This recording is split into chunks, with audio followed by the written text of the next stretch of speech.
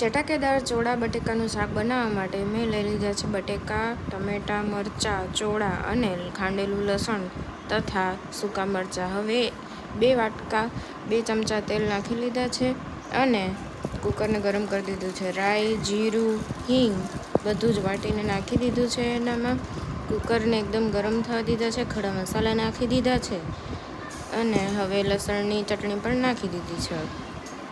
થોડીવાર બંનેને મિક્સ કરવાનું છે. ત્યારબાદ આપણે ઉમેરશું તેમાં ટમેટાં તથા મરચાં, કેમ કે ટમેટાં અને મરચાંનો સ્વાદ બહુ જ સરસ આવે છે. એનાથી શાક બહુ જ સરસ અને ટેસ્ટી બને છે. થોડીવાર એને પણ સાંતળી લેશું આપણે. પછી એડ કરવાનું છે આપણે હવે ચોળા અને બટેકા પણ એમાં એડ કરી દેવાના છે. બટેકા એડ કર્યા બાદ આપણે હવે ધીમે ધીમે મસાલાની તૈયારી કરશું. મસાલાની તૈયારી કરવામાં 1.5 ચમચી મેં મરચું નાખી લીધું છે તથા 1/2 ચમચી હળદર નાખી લીધી છે. હવે ધાણા જીરું એડ કરીશ અને પછી મીઠું નાખી અને શાકને મિક્સ કરી દઈશ.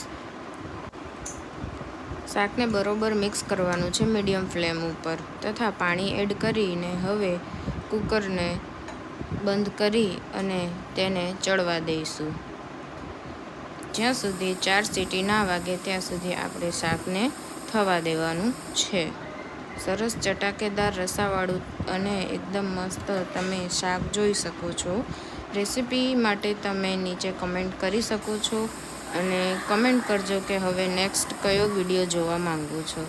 Thank you so much. Like, comment and share. Subscribe my channel. Thank you so much.